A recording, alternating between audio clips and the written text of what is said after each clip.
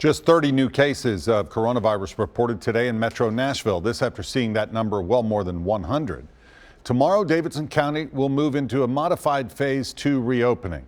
And here's a rebound rundown of what that means for you. Starting Tuesday, restaurants and bars can resume seating you at the bar counters, but be aware you can't stand at the bar.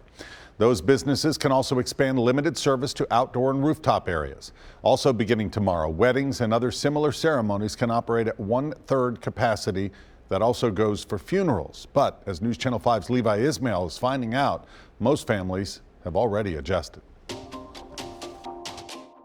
Funeral home directors in Nashville say they've been adjusting every single week to the changes that go into effect, but they do not expect occupancy to be an issue. This is the one day that they have to celebrate their loved one's life and to say goodbye to a loved one. And we have to treat that as if it is the only thing happening at the time. The only way to make that work is if you prepare knowing anything can change. So it's up to us to keep informed. From full capacity to half and starting on Tuesday, 1/3. Cindy Forey could have been overwhelmed, but she says families have been more willing to adjust than she ever expected. Grieving is, such a fragile time for families, and we want to make sure we can be there.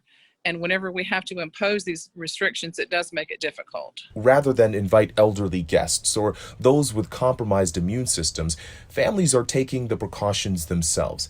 Even at 1/3 or a max of 125 people, Cindy doesn't expect most services to come close to that number. There's already been a lot of restrictions in place, and I think scaling back from 50% to 1/3 is not going to make much of a difference at all. The phone calls haven't stopped, with people wanting to know what, if anything, will change from week to week.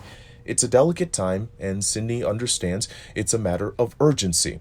Her message, however, is the same now as it was in the beginning. We'll work around all of that. The most important thing is to take care of their family. Levi Ismail, News Channel 5.